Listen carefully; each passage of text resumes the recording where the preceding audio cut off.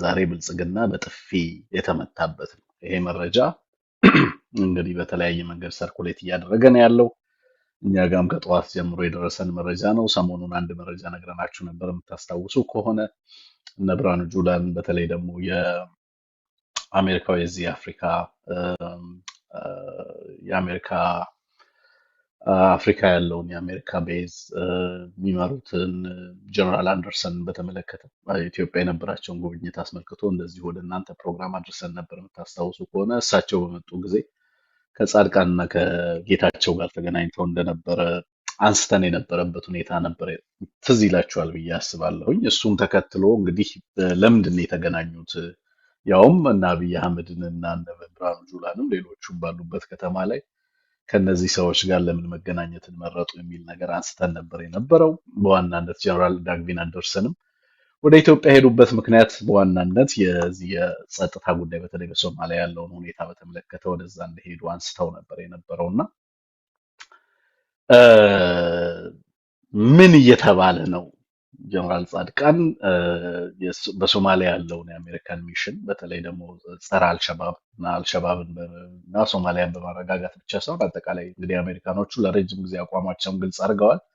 በዛ አካባቢ ላይ በርካታ በተለይ ትራምፕ አስተዳደር እዛ አካባቢ ላይ ለጸጥታ በሚል ከፍተኛ ርብርብ ማድረግ አይፈልግም። በዋናነት ግን ጠንካራ የሆኑ ሪላያብል ፓርትነሮች እንዲኖሯቸው ነው የሚፈልገው እና ከዚህ አንጻር ኢትዮጵያ ውስጥ ምንድን ነው የሆነው? እና አብይ አህመድ ከመጡ በኋላ አሜሪካኖች ውስጥ ለምንድን ነው በእነ አብይ አህመድ ላይ እምነት ያጡት?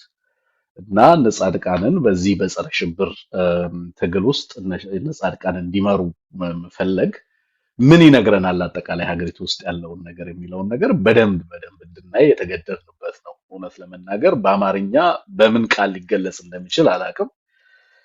ግን አጠቃላይ ኦህዴድ የገጠመውን ዘርፈ ብዙ ቀውስና በሀገር ውስጥም በቀጠናውም በዓለም አቀፉ ማህበረሰብ ዘንድ እንዴት እንደየታየ እንዳለ በግልጽ የሚናገር መስሎ ይሰማኛል። ስለዚህ ዛሬ በዚህ ላይ ነው ቆይታ የምናደርገው። በዚህ ጉዳይ ነው ወደ እናንተ መረጃ ማደርሳችሁ። እንግዲህ ኦህዴድ ወደ ስልጣን ከመጣ በኋላ በኢትዮጵያ ውስጥ በዋናነት በነገራችን ላይ በጽንፈኝነት የሚከሰሰው እና አሁንም በዚህ ጦርነት ውስጥ በጽንፈኝነት የሚከሰሰው አልሸባብ አይደለም። አይታችሁ ከሆነ በዋናነት በጽንፈኝነት የጽንፈኝነት ትርክቱ ሰለባ ሆኖ እየመጣ ያለው በኦህዴድ አነጋገር በየዕለቱ በሚደረገው ሀገር ውስጥ ያለውን ነገር ስትመለከቱ ማን ነው በዋናነት? አልሸባብ ነው? አይደለም።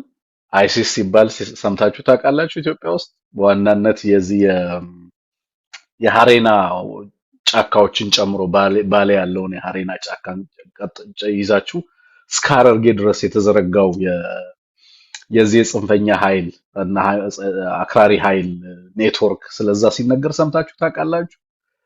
አይነገርም። በዋናነት የሚነገረው በተለያዩ አካላት የሚነገረው በነ ሙጂብ አሚኖ በሉት በነ ጀበሉ በሉት በዋናነት ይሄ የስልጤ አክራሪ ኃይሎች ታርጌት የሚያደርጉት አካል ማን ነው ምናምን ብትሉ በዋናነት ጉዳዩ አማራ ሆኖ ታገኙታላችሁ። ቀጠናው ላይ የዓለም ትኩረት የነበረው ጉዳይ ሌላ ነው። ኢትዮጵያ ውስጥ ደግሞ ዋናው የጽንፈኝነት እና ጽንፈኛና አክራሪ ተደርጎ የሚሳለው አካል በዋናነት ሌላ ሆኖ ታገኙታላችሁ። የኢትዮጵያን የደህንነት መስሪያ ቤትም አሁን የሚመራው አካል በዋናነት በጽንፈኝነት እንዲፈረጅ የሚፈልገው አካል ማን እንደሆነ ትገነዘባላችሁ ብዬ አስባለሁ። ኤኒዌይ እና አብይ አህመድ በቀጠናው ላይ ያለውን በተለይ ጸረ አልሸባብ ትግል ለመምራት የሚያስችል አቅም እንደሌላቸው እየታመነ መጥቷል። የጸረ ሽብር በተለይ በቀጠናው ላይ ያለውን አልሸባብን ለመታገል የሚያስችል ቁመና፣ አቅም፣ ብቃት እንደሌላቸው ቀጠናው ላይ ያሉ ኃይሎች በሚገባ እየተገነዘቡ እና አሜሪካኖችም ጭምር እየተገነዘቡ እንደውም ይባስ ተብሎ ከዚህ በፊት ውጤት ያነጣንባቸው መንገዶች በዋናነት ቲፒኤልኤፍ ስልጣን ላይ በነበረ ጊዜ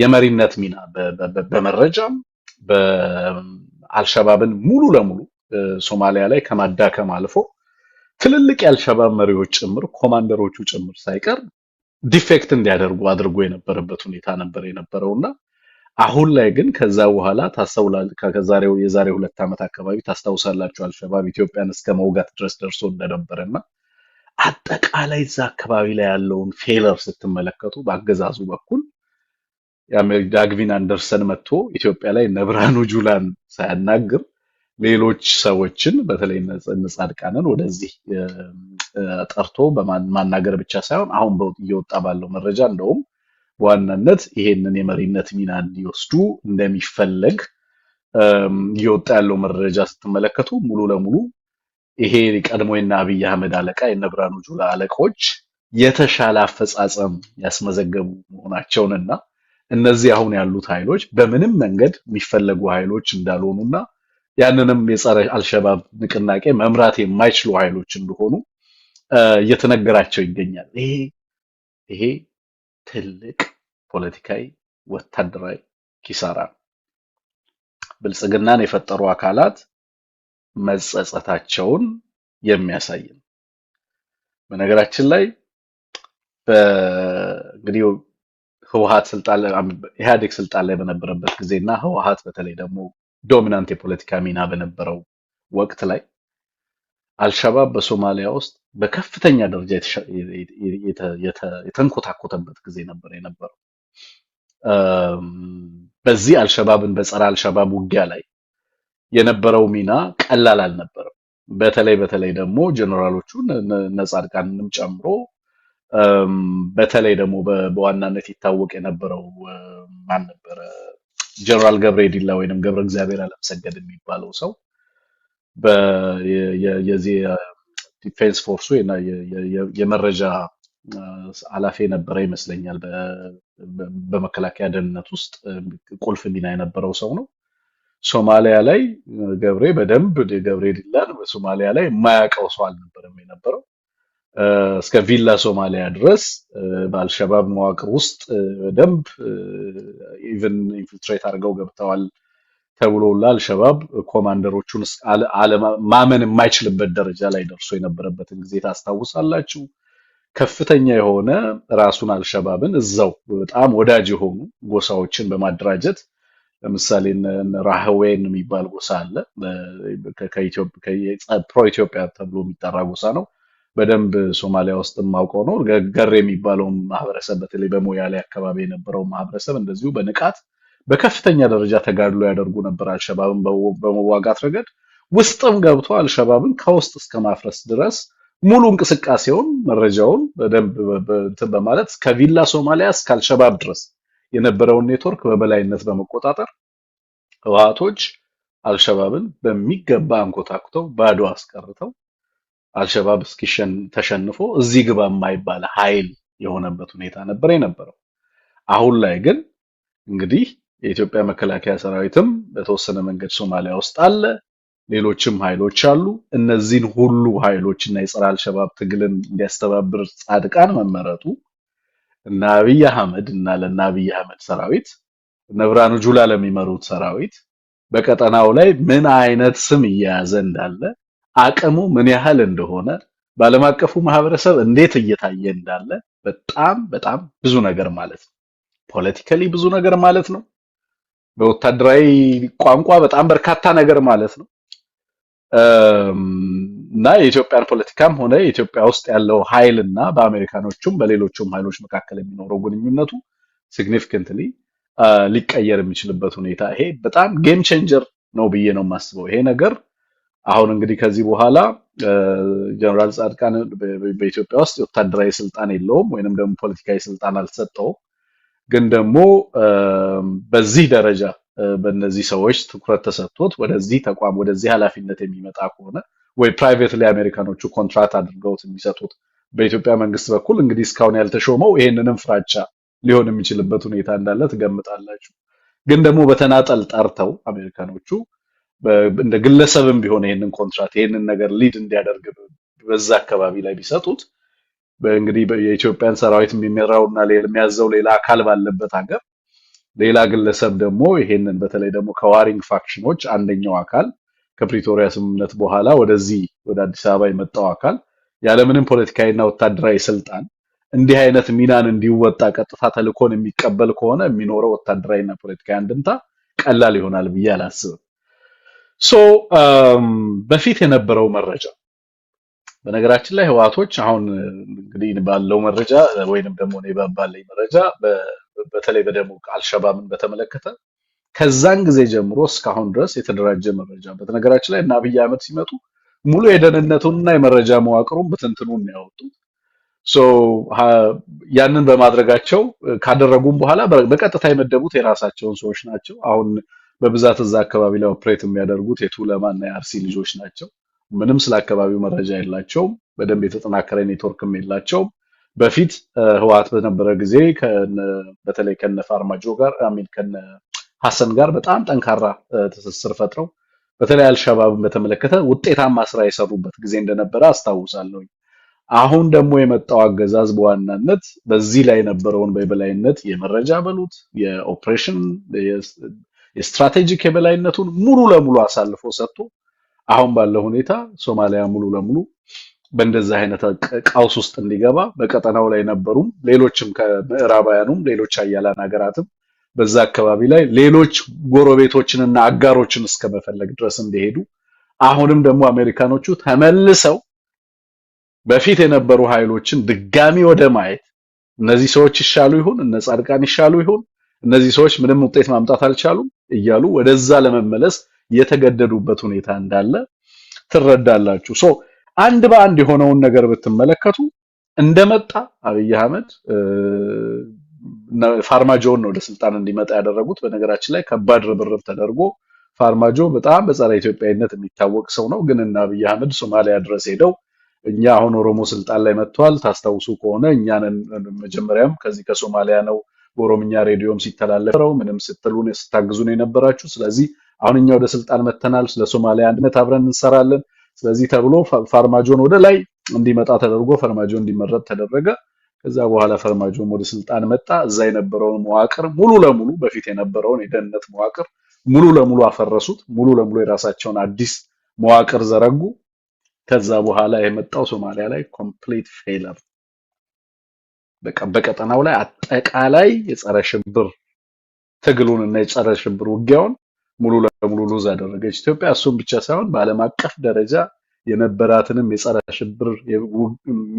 የጸረ ሽብርን የመምራት ሚና ዛሬ ላይ እያጣች አሁን ባለው ደረጃ ደግሞ እነዚህ ሰዎች ምንም የማይችሉ ሰዎች እንደሆኑና ሌሎች ሰዎችን አምጥቶ እንደውም በፊት የነበሩትን ነጻድቃንን ምናልባት ወደዚህ ስምሪት ማምጣት የተሻለ ውጤት ሊያመጣልን ይችላል ተብሎ ድጋሚ እንደዚህ አይነት ነገሮችን ለማሰር አስገዳጅ ሁኔታ እየመጣ ያለ መሆኑ ግልጽ እየሆነ መጥቷል ማለት ነው። ስለዚህ ያኔ እነ ገብርኤል ላይ የነበሩ ጊዜ እንደውም በጣም ታዋቂ የሚባሉ የዚህ የአልሸባብ አመራር የነበሩና ሙክታር ሮቦን ጭምር ከአልሸባብ ውስጥ አስከድተው ነበር የነበረው። በስልጣንም በፖለቲካ ስልጣን እንዲሾሙላ እስከማድረግ ደርሰዋል። ትልቅ ኮማንደሮችን የአልሸባብ ኮማንደር የነበሩ ሰዎችን ሁላ በማስከዳት ከመንግስት ጋር ተደራድረው ገብተው የዚህ የትራንዚሽናል ገቨርንመንቱ አካል እንዲሆኑ ለማድረግ ያልሰሩት ስራ የለም።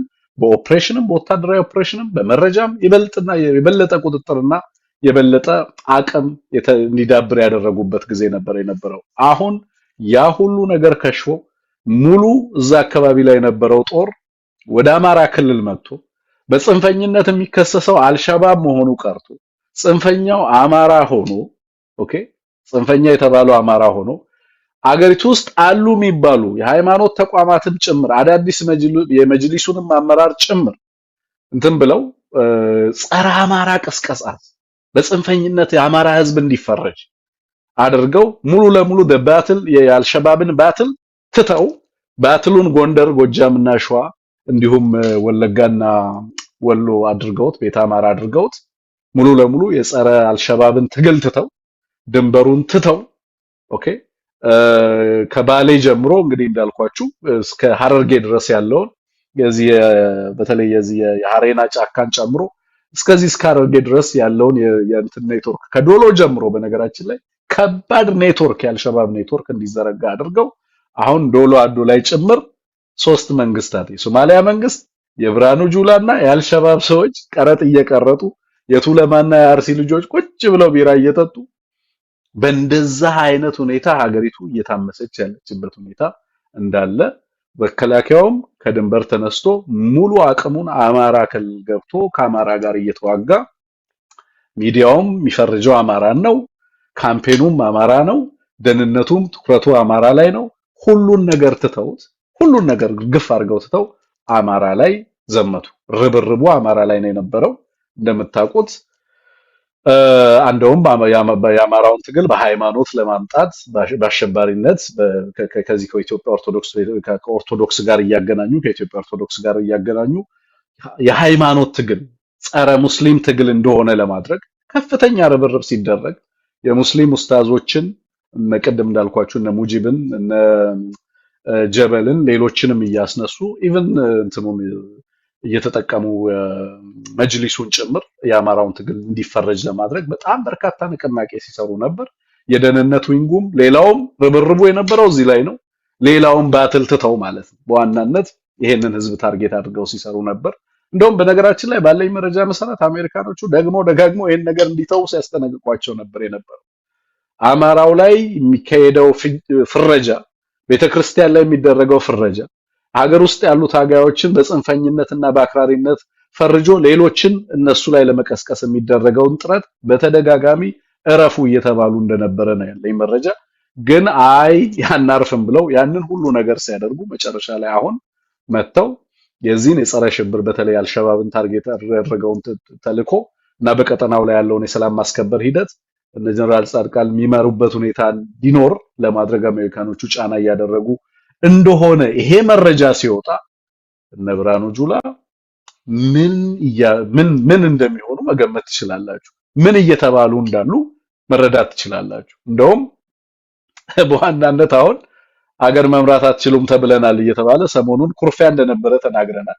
ጌታቸውንና ጻድቃንን ለምን አናገረ ጀነራል ዳግቪን አንደርሰን የሚል ከፍተኛ ቁጣ እንደነበረ ሰምተናል። አሁን ደግሞ ሀገር መምራት አትችሉም እያሉ በአዴኖችም ጭምር ሳይቀር እነዚህ ጥገኛ በአዴኖችም ጭምር ሳይቀር ያሙናል እየተባለ በጣም በከፍተኛ ደረጃ ብስጭት እየተናገሩ ያሉበት ሁኔታ ነው ያለው። ስለዚህ አዳዲስ ነገር እየመጣ ነው። አዳዲስ ነገር እየመጣ ነው ያለው። they are losing the battle against አልሸባብ። የአልሸባብን ባትል ሉዝ አድርገው ሌሎች አካላት የመረጃ ቁጥጥር ያላቸው አካላት ትናንትም ምን እንደሚሰሩ የነበረውን ነገር የሚያውቁ አካላት በዚህ ላይ የተሻለ ልምድ፣ የተሻለ ተሞክሮ፣ የተሻለ ወታደራዊ ብቃት፣ የተሻለ የመረጃ ትንተናና መረጃን የመጠቀም አቅም አላቸው የሚባሉ አካላት ተመራጭ የሚሆኑበት ሁኔታ እየመጣ ነው ያለው። ተመራጭ የሚሆኑበት ሁኔታ ነው ያለው። ይሄ ፊልድ ማርሻል የሚል ትልቅ ማዕረግ ራሱ ላይ ደረበውና የጫናውን ግለሰብም ጨምሮ በየዕለቱ እንደ ጸበል የሚታደለው ይሄ ጀነራልነት ማዕረግ ያ ሁሉ የጀነራል ማዕረግ ሀገሪቱ ውስጥ እንግዲህ በአፍሪካ ሰፊው የጀነራል ቁጥር ያላት ሀገር ሆናለች። አብይ አህመድ ወደ ስልጣን ከመጣ ላኮረፈው ሁሉ ጀነራልነት ማዕረግ ነው የሚሰጠው። ግን ደግሞ ይሄ ሁሉ ማዕረግ ይሄ ሁሉ የሚያሰለጥኑት ወታደር ይሄ ሁሉ ታጥቀናል የሚሉት ቴክኖሎጂ በጸረ አልሸባብ እንቅስቃሴና ይሄንን ትግል በመታገር ረገድ ተመራጭ የማይሆኑበት ሁኔታና እንደውም ሌሎችን ተመራጭ የሚያደርግበት ሁኔታ እየመጣ ነው ያለው። ለኔ ይሄ ስትሮንግ ሲግናል ነው። አገዛዙ በቀጠናው ላይ ታማኝ እንዳልሆነ፣ አቅም እንደሌለው፣ ጀነራሎቹና አመራሮቹ ይሄንን ሊደርሺፕ መውሰድ የማይችሉ ኃላፊነታቸውን ሊወስዱ የሚችሉበት አቅም እንደሌላቸው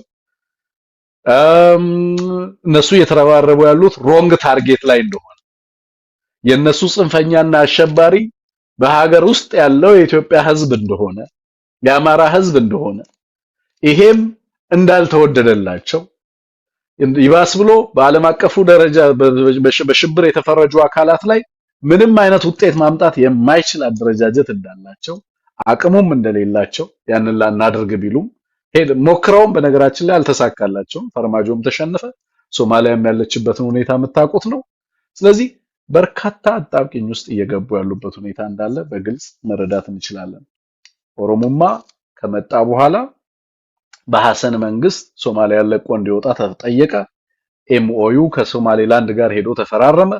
ቀጠናው ላይ የነበሩ ጎሳዎችን በተለይ ፕሮ ኢትዮጵያ የነበሩ ጎሳዎች እንደ ገሬ አይነት ጎሳዎች እንደ ረሃዌን አይነት ጎሳዎች ጋር የነበረው ግንኙነት ሙሉ ለሙሉ ተበጣጠሰ። አልሸባብ ኢምቦልድን ሆነ። አመራሮቹን ጭምር ከአልሸባብ ከርተው መጥተው ከኢትዮጵያ ጋር ወግነው በተለያየ መንገድ የዚህ የሰላም ሂደት ተሳታፊ የነበሩ ግለሰቦችን ጭምር ለምሳሌ ቀደም ያነሳሁትን የሙክታር ሮቦን እና አብይ አህመድ ሙክታር ሮቦን ጭምር ለማስገደል ከፍተኛ ጥረት ሲያደርጉ ነበር ከመጡ በኋላ ወደ ስልጣን። በነገራችን ከህወሓት ጋር ይሰራል የተባለውን ኔትወርክ እንዳለ ለመበጣጠስ ሄዱ። ያንን በበጣጠሱ ሰዓት እንዳለ ኢምቦልድን አድርገው አሁን እስከ ባሌ ድረስ ያልሸባብ መዋቅር እስከ ዶሎ አዶ ድረስ ያልሸባብ መዋቅር በስፋት እንዲዘረጋ አደረጉ። ያላበላሹት ነገር የለም። ከጅቡቲ ጋር ከሶማሌላንድ ጋር ከኬንያ ጋር የነበረውን እንደውም ትንሽ ጥረት አድርጋ የነበረችው ደመቀ መኮንንና ሳህለ ወርቅም ዘውዴ በተወሰነ መንገድ ከጅቡቲ ጋርም ከሌሎቹም ጋር የነበረውን ነገር የሻከረውን ነገር ለማስታረቅ ጥረት አድርገው ነበር። መጨረሻ ላይ እነሱም አይናችሁ ላፈር ተብለው ተባረሩ። ዲስግሬስፉል በሆነ መንገድ ነው ያባረሩት። በተለይ ደመቀን ሳህለ ወርቅ በተወሰነ መልኩ እንደውም ራሷን ለማሸሽ ጥረት ሙከራ አድርጋለች ይመስለኛል። ከዛ በኋላ ምንድነው ያለው? ኬኦስ። ከዛ በኋላ ምንድነው ያለው? ሪጂናል አይዞሌሽን። ከዛ በኋላ ምንድነው ያለው? ከቀጠናው መሳደድ። ከዛ በኋላ ያለው ሁሉ ነገር ትኩረቱ፣ ርብርቡ፣ ጦርነቱ ምኑ ፋኖ ላይ ሁሉ ነገር ደግ ሲነጋ ፋኖ ነው፣ ሲመሽ ፋኖ ነው። ጽንፈኛ ፋን አማራ ነው፣ አክራሪ አማራ ነው። አልሸባብና አይሲስ ምናምን ቀጠናው ላይ ያለው ነገር ተረሳ። ይሄን ሁሉ የሚታዘብ የዓለም አቀፍ ማህበረሰብ አለ። ያላስተባበሩት ተቋም የለም። ጸረ አማራነትን አማራን በአሸባሪነት አማራን በአክራሪነት ለመክሰስ ያላሰማሩት ኃይል የለም። በተለይ ሃይማኖት ተቋማትን እየተጠቀሙ ሶሻል ሚዲያ ኢንፍሉዌንሰሮችን በመጠቀም የሃይማኖት ሰባኪዎችን በመጠቀም አማራውን በአልሸባብ ቦታ ተክቶ በሽብር በጽንፈኝነት ለመወንጀል ለማሸማቀቅ ያልተደረገ ነገር የለም። በነገራችን ላይ ክርስቲያኑን ከሙስሊሙ ለዘመናት አብሮ የኖረውን የአማራን ህዝብ በሃይማኖት ለመከፋፈል ነፍሳቸውን ይማርና ሐጂ ሙፍቲ እሳቸው በራሱ በነገራችን ላይ እሳቸው ሞት በጣም በርካታ ነገሮችን ያፈረሰው በጣም በርካታ በተለይ ደግሞ አማራውን ለመከፋፈል ያንን ድልድይ የኢትዮጵያ ኦርቶዶክስ የአማራ ህዝብ በእሳቸው ሞት ያሳየው ፍቅር የአማራ ህዝብ ክርስቲያኑና ሙስሊሙ በጋራ ያደረገው እሳቸውም እንዳትቀብሩኝ ወስዳችሁ እቤት ቅበሩኝ ብለው ለመጀመሪያ ጊዜ በታሪክ በጣም ከልብ ማዘናቸው በጣም መከፋታቸውን ይሄ አገዛዝ ምን ያህል ክፋት በሀገርና በህዝብ ላይ እየሰራ እንዳለ ሐዘናቸውንም ጭምር ለህዝብና ለሀገር አሳውቀው የአማራ ሙስሊምም እውነታውን እንዲያውቅ አድርገው እሳቸውን አዋክበው በዛ ደረጃ ህዝባቸውንም የወጡበትንም ማህበረሰብ እያዋረዱ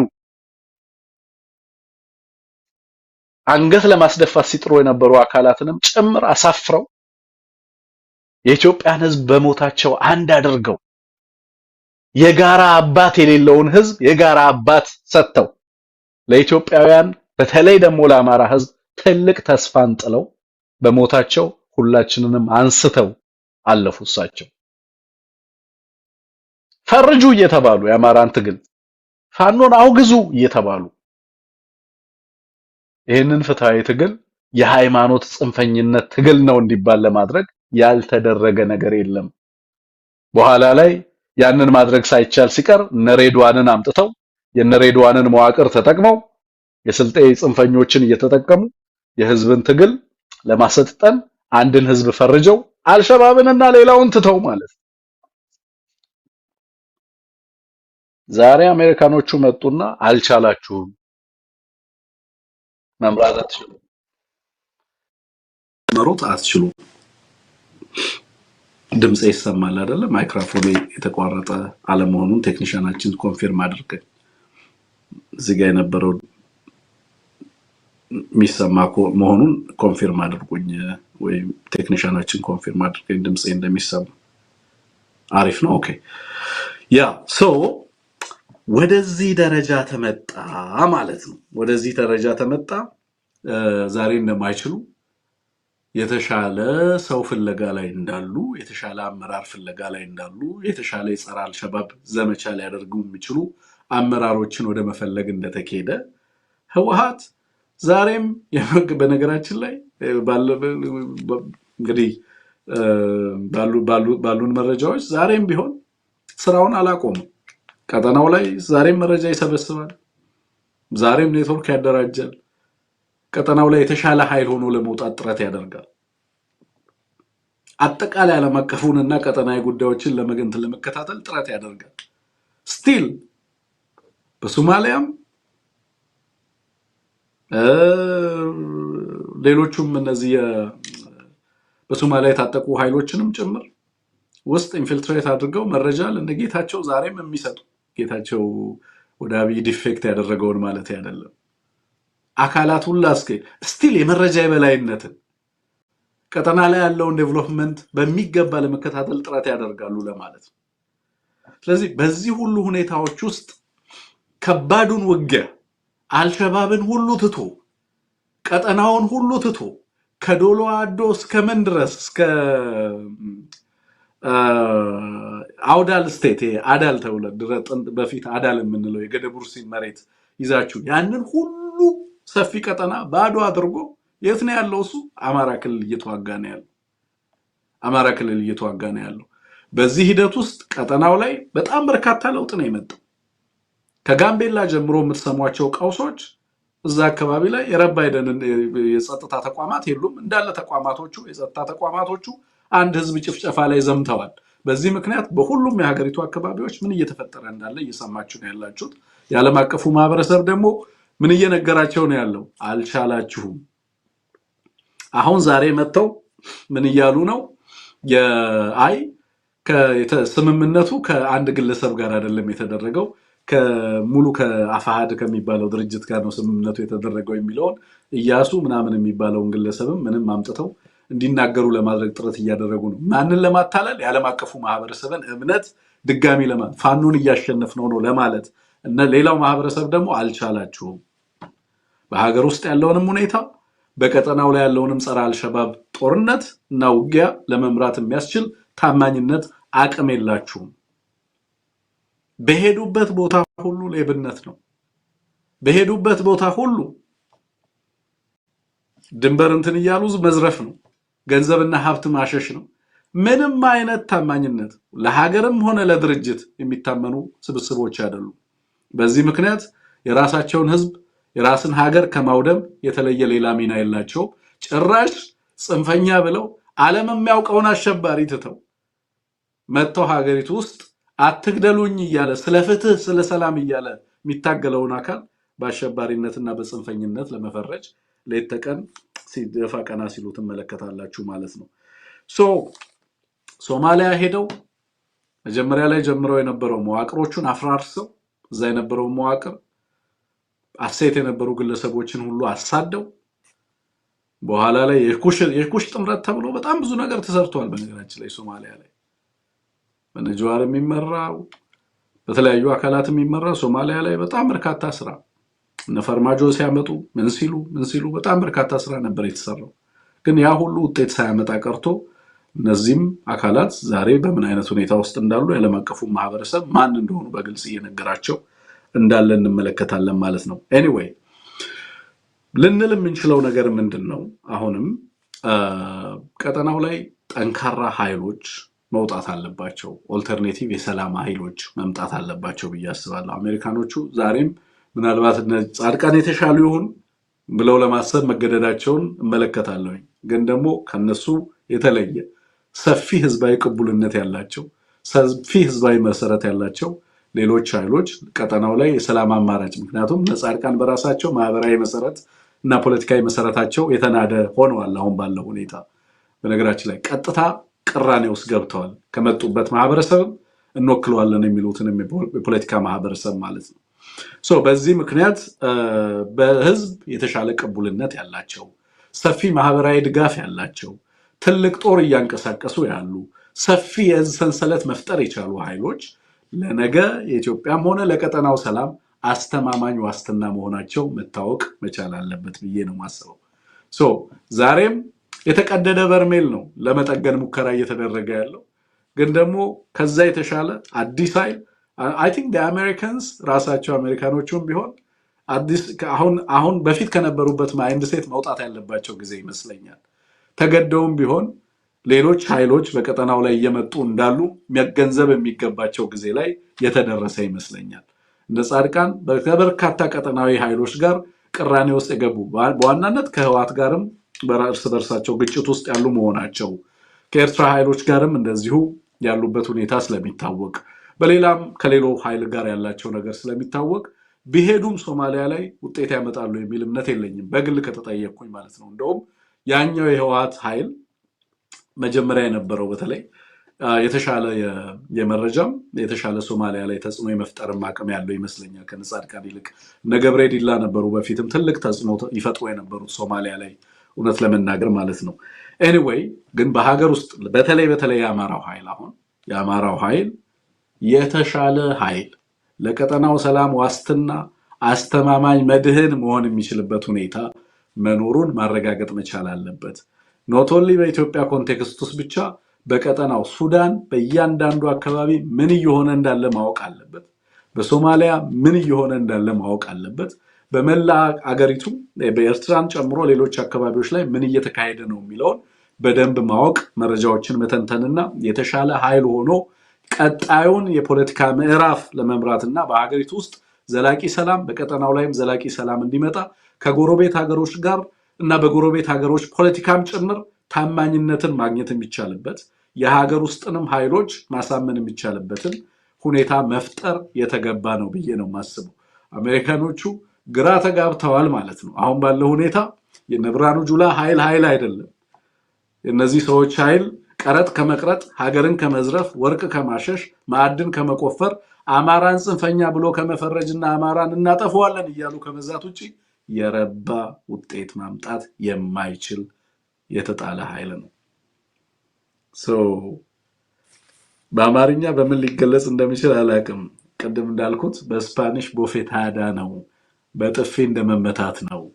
አሁን እነ ጻድቃን ምናልባት ከአሜሪካ ኤምባሲ ሆነው ስራ ሊሰሩ የሚችሉበት ሁኔታ ሊመጣ ይችላል እና በአንድ ሀገር ስንት መንግስት በጊዜ ሂደት እንግዲህ አይተን እንመልሳለን። በጣም በርካታ መንግስታት እየመጡ ነው ማለት ነው ኢትዮጵያ ውስጥ። በአማራ ክልል ሌላ መንግስት አለ። አሁን በኦሮሚያ ውስጥ ኦልሞስት ሁለት መንግስት ይኖራል። ምናልባት ኢንፎርማሊ የካርቴሉንና ነበነት አከለና በእያንዳንዱ ሌባ የሚመራውን መንግስታት ቁጥር አላውቀውም። በሌሎች አካባቢዎች የተለያዩ መንግስታት፣ በትግራይ እንደዚሁ በሌሎች አካባቢዎችም በርካታ መንግስታት እየመጡ እንዳሉ ግልጽ እየመጣ ያለ ይመስለኛል። በዚህ ሂደት ውስጥ እንዳልኩት ጠንካራ ኢንተለጀንስ፣ ጠንካራ መረጃ፣ ጠንካራ እውቀት፣ እውነተኛ ትብብር እና የተሻለ የሰላም ፍሬምወርክ፣ የተሻለ ሊደርሺፕ ሊሰጥ የሚችል የውስጥ አንድነት ያለው ኮሄረንት የሆነ የፖለቲካ ኃይል ቀጣውንና መጪውን ዘመን የማሸነፍ እድሉ ከየትኛውም ኃይል የተሻለ ነው ብዬ አስባለሁ። አሁን ባለው ሁኔታ ሰፊ ውጊያ የሚያደርገው የአማራ ኃይል ነው። እኔ ለማጋነን አይደለም፣ የምር ነው የምለው። ይሄንን ኢትዮጵያ ውስጥ በሚደርሱኝ ሪፖርቶች ኤቭሪ 3 days በየ3 ቀኑ ከማገኛቸው ሪፖርቶች ኢትዮጵያ ውስጥ 80 እና 90% የሚካሄደውን ውጊያ የሚያደርገው የፋኖ ኃይል ነው። ዛሬ አሁን ስቱዲዮ ስገባ መተማና አካባቢው ላይ ሰፊ ውጊያ ተደርጎ በጣም በርካታ ኃይል ተመቶ በርካታ ምርኮኛ የተያዘበትን የጦርነት ሪፖርት ሰምቻለሁ። በጣም በርካታ አካባቢዎች ላይ ውጊያ ሲደረግ ነው ያለው። 80-90% የሚሆነው የሀገሪቱ ውጊያ የሚካሄደው አማራ ክልል ላይ ነው። ላለፉት 3 ዓመታት ያለምንም ማቋረጥ ይሄንን ሁሉ ኃይል የሚያዝ፣ ይሄንን ሁሉ ኃይል የሚያሰለጥን፣ ይሄንን ሁሉ ኃይል ስምሪት የሚሰጥ ኃይል፣ ይሄን ያህል የህዝብ ድጋፍ ያለው ኃይል በቀጠናው በሀገሪቱ መጻኢ ፖለቲካ ላይ መጫወት ያለበት ሚና በምንም መንገድ ሁለተኛ ሊሆን የሚችል አይደለም። ያነሰ ግምት ልትሰጠው ብትፈልግ እንኳን ልትሰጠው አትችልም። ምክንያቱም ይሄ ሁሉ 12 እዝ ከማጋር ነው የሚዋጋው? ከማጋር ነው የሚዋጋው? ከአማራ ጋር ነው። ያንን ሁላ ድንበር ጥሎ መጥቶ አማራ ክልል ለሚርመሰመሰው ለምንድን ነው? ይሄ ኃይል ማን እንደሆነ አውቋል ማለት። ለዚህ ነው በቀጠናው ላይ የተሸነፈ በዓለም አቀፉ ማህበረሰብ ዘንድ የነበረውን ግሬስ እያጣ በየቀኑ በጥፊ እያጮሉት ያሉት በዚህ ምክንያት ነው። በሀገር ውስጥ ያለውን ትግል ማሸነፍ እንደማይችል ተማምነዋል። ቀጠናው ላይ ስምሪት አትሰጠው፣ ኃላፊነት አትሰጠው። ምክንያቱም እዚህ ያለውን ባትል ሉዝ አድርጓል። ይሄንን ኃይል አሸንፎ ሊወጣ የሚችለው ኃይል ግን ያለ ምንም ጥያቄ አስተማማኝ ሰላምና ዋስትና በሀገር ላይ ሊፈጥር ይችላል። ከማጋር ግብዞች አይደለን። ቀጠናው ላይ ካሉ በርካታ ኃይሎች ጋር በመተማመን በመተባበር በሀገሪቱ ውስጥ ጠንካራ ሰላም እንዲመጣ ማድረግ የሚቻልበት ሁኔታ እየተፈጠረ ያ ሰፊ ድል እየመጣ ያለ ይመስለኛል። እንደውም ሞስት ፕሮባብሊ አሜሪካኖቹ ኢታማዦር ሹም ቀይር ብለውትም ሊሆን ይችላል። መከላከያውን ጻድቃን ይምራው ተብሎም ሊሆን ይችላል። አናውቅም። እንግዲህ በቅርብ ጊዜ የምንሰማቸው ዲቴሎች ይኖራሉ። በዚህ ረገድ ሰፊ ነገሮችን የምንሰማ ይመስለኛል በቅርብ ጊዜ። የነሬድዋን መዋቅር እና ሌላው መዋቅር ግን በጽንፈኝነት ሌት ተቀን የሚፈርጀው ማንን ነው?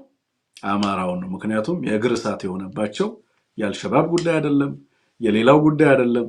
አማራ ነው ለነሱ ስልጣን ከፍተኛ ስጋት ተደርጎ የተቆጠረው የአማራ ህዝብ ነው። ስለዚህ የአማራ ህዝብ ደግሞ ይሄንን ትግል በአሸናፊነት ለማጠናቀቅ የሚያስችል የውስጥ አንድነት በጣም በጣም አስፈላጊ ነው። አሁን እርስ በርስ ስንጓተት ደስተኞች የምንሆነው ነገር አለ እንደ አማራ። አይ ዶንት ኖ ለምን ሚንሱ እና ፕሮሰሱ በጣም ደስታ ለምን እንደሚፈጥርልን አላውቅም። መንገድ ላይ ያለን ከግባችን ሳንደርስ አንዳችንን ስንፈርጅ አንዳችንን ስንታገል ዋናውን ትልቁን ፒክቸር ሚስ የምናደርግ ይመስለኛል። ኢንዱ ላይ ፎከስ እናደርግ፣ ግባችን ላይ ትኩረት እናደርግ። ግባችን በጣም ሰፊ ነው። የሚጠብቀን እና የምንታገልበት ዓላማ በጣም ትልቅ ነው። ልሂቃኖቻችን እንድታሳዩን የምንፈልገው የአማራን ህዝብ መዳረሻ ነው። እንድታነትኑልን የምንፈልገው የአማራን ህዝብ ትግል ግብና መዳረሻ ነው። ሚንሱን የምንሄድበት አግባብ ላይ የውስጥ ትግል እያደረግን እያጠራን እንሄዳለን። በርካታ ችግሮች እንዳሉ ገነዘባለሁ፣ ግን እሱን እያጠሩ መሄድ ይቻላል። የውስጥ ትግል ማድረግ የውስጥ ትግል ደግሞ ደጋግሞ ማድረግ የሚቻልበት ሁኔታ እየፈጠርን ሜካኒዝም እየፈጠርን በውስጥ ያጋጠሙ ችግሮችን እንፈታለን። በዋናነት መዳረሻችንን በዋናነት ቀጠናዊ ፒክቸር ዓለም አቀፋዊ ፒክቸር እየሰጣችሁን ይሄ ትግል እንዴት አሸናፊ ሊሆን የሚችልበትን እድል በየጊዜው ብታሳዩን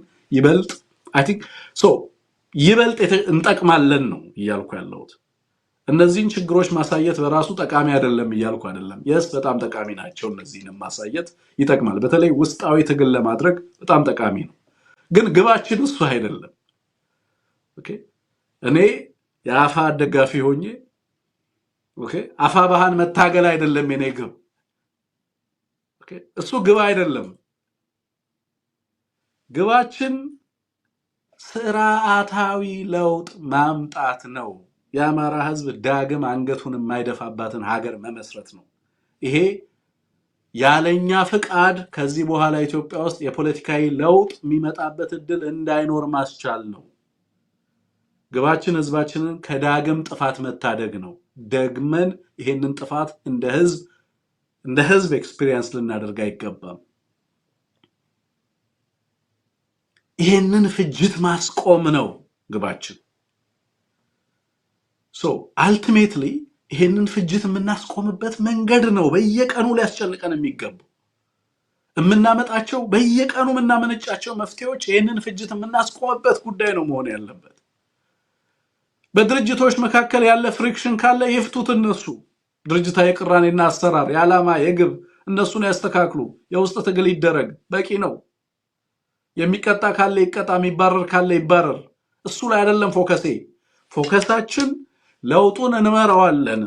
እኛማ እናውቀው የፖለቲካ ልሂቅና ቀጠናዊ ለውጥ እንዳይመጣ በየዕለቱ ትኩረታችንን እዛ ግብ ላይ አድርገን ለዛ ግብ እያንዳንዳችን የየራሳችንን ሚና መጫወት ነው። በዚህ ሂደት ውስጥ ሁሉም አማራ የራሱን አሻራ የሚያሳርፍበትን እድል ማስፋት ነው። በሚመጣው ሰው ብዛት እንደሰት ከተደሰትን እያንዳንዱ ሰው ለዚህ ትግል ባለው አስተዋጽኦ ልክ እንዲመጣ እናድርግ። ወደኋላ በገለልተኛነት አይመለከተንም ምናምን ብለው ከዳር ሆነው ህዝባችንን እና የህዝብን እልቂት የሚመለከቱ አሉ። እነሱ ወደዚህ ትግል እንዲመጡ ማድረግ ነው። ሳይገባው የመጣ ካለ ገብቶት እንዲቀጥል እናድርገው። ሳይገባው የሚያበላሽ ካለ እንዲገባው እናድርገው። ሆን ብሎ ተልኮ ተቀብሎ የሚያጠፋ ካለ ከትግሉ ሊቆረጥ የሚችልበትን የውስጥ ትግልና አሰራርን ዘርጋ ማለት ነውና በዋናነት ቀጠናውን እንመልከት፣ ዓለም አቀፋዊ ሁኔታውን እንመልከት፣ የውስጥ ኃይልና አሰላለፍን እንመልከት። በዛ ረገድ የህዝባችን ትግል ትላንት ከነበረበት ዛሬ የተሻለ ቁመና ላይ እንዲመጣ ሁላችንም የራሳችንን በጎ አስተዋጽኦ እናስቀምጥ ማለት ነው። ሰው የስ ደስ የሚሉ ነገሮች አሉ። አንድን ግለሰብ ጠርቼ እኔ ዛሬ ሳነግ ስልውል እችላለሁ ወይንም ደግሞ እንትን ስልውል እችላለሁ። የስ በተወሰነ መንገድ ሜንታሊ ሳቲስፋክሽን ሊፈጥርልህ ይችል ይሆናል። ግን ደግሞ የአማራን ትግል በዛ ልክ ይጠቅመዋል ብዬ አላስብም።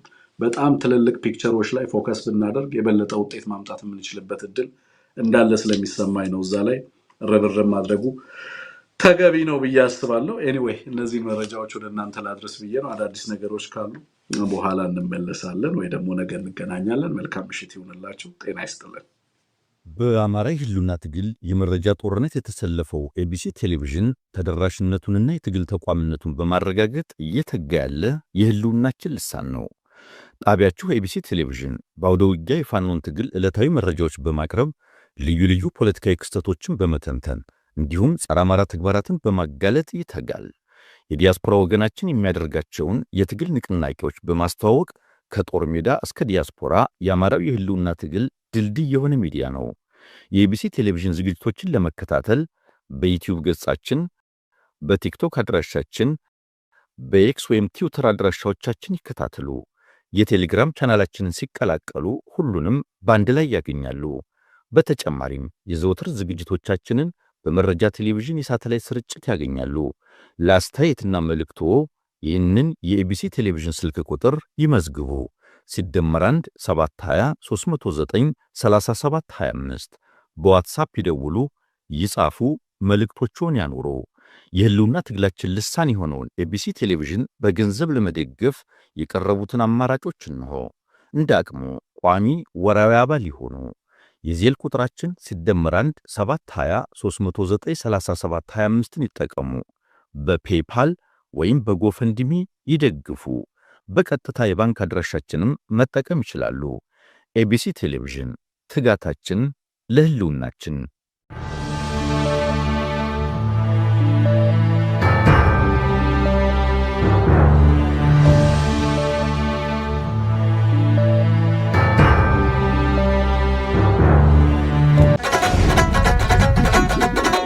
አውቃለሁ መራር ነው መራብ መጠማት፣ አውቃለሁ መራር ነው መራብ መጠማት፣ እሱ አይጸናም እንጂ እንደ መተካት።